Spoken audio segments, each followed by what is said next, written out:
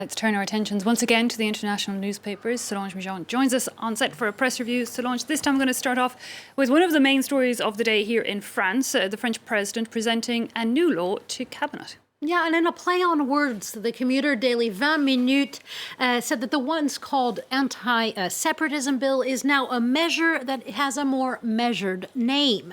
Now, from anti-separatism or anti-Islamic ideology, the paper says it is now called, quote, a bill to reinforce Republican values.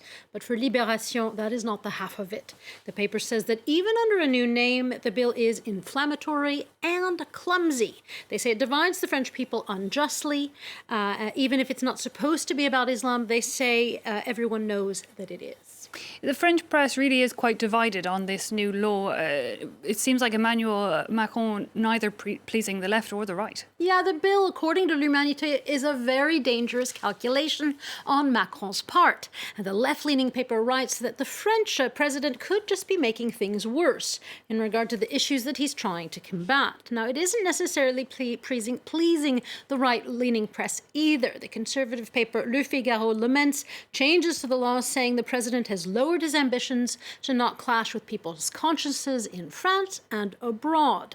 As we know, this law has created some uproar abroad as well. Indeed, we've seen those massive protests. Well, let's move across to American politics now, Solange. And Safe Harbor Day has come and gone in nearly all the United States. What is exactly Safe Harbor Day again, and what is the press saying about it? Well, it's still Tuesday in Hawaii and Alaska, yes. But beyond those time zones, the New York Times tells us that Safe Harbor Day deadline is over. Now, what is it? The deadline is there to make sure that states certify their votes on time, unless they want Congress to get involved. Now, it usually is not discussed because it's often seen as a sort of formality. But this year, with Trump contesting the election in court, it does have practical implications. It means basically that any court case that Trump has started or wants to bring will now be even more of a long shot. And in any case, as we know, it's not like Trump's cases are going very far anyway. According to Ann Telney of the Washington Post, she remarks about the Supreme Court's decision to not overturn the Pennsylvania vote.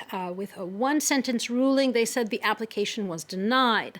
And she draws that the court dropped justice on the head of the outgoing president.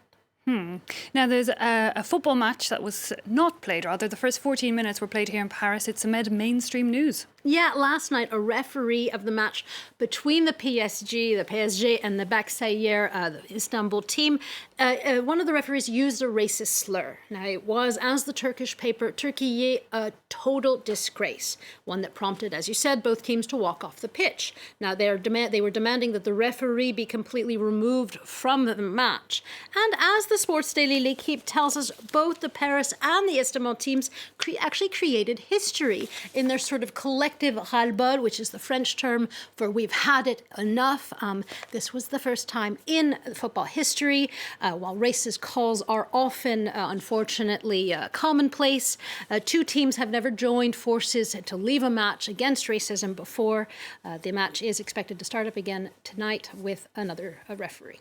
Okay, but meanwhile, you've spotted another article about the issue of racism in sport, also in papers in Israel. Yeah, the team Beitar Jerusalem, which Libération calls one of the most racist clubs in Israel, has been partially bought by an Emirati Sheikh. Now, this would not be the cause for headlines, except for the team, the paper says, is known for its anti-Arab fans, more that than its prowess on the court, or on the pitch, rather. And the purchase could actually create a transformation. The Times of Israel says that Beitar Jerusalem could potentially become an example, not of racist fans, but of how well Arabs and Israelis can work and play together.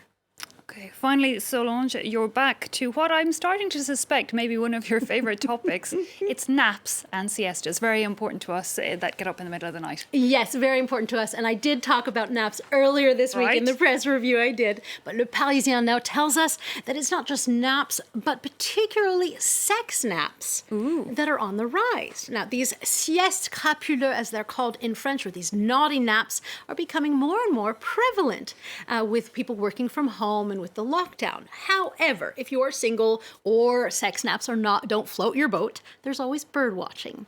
EcoWatch tells us as well that scientists have found that watching birds can bring great happiness. And the more birds you watch, the happier you will be, according to these scientists. Thank you for those new tools in finding happiness as our week progresses. Solange Mouton, thanks a lot for that review of the international papers. Time for us to take a quick break now, but back with all the latest updates in just a few minutes. Do stay with us.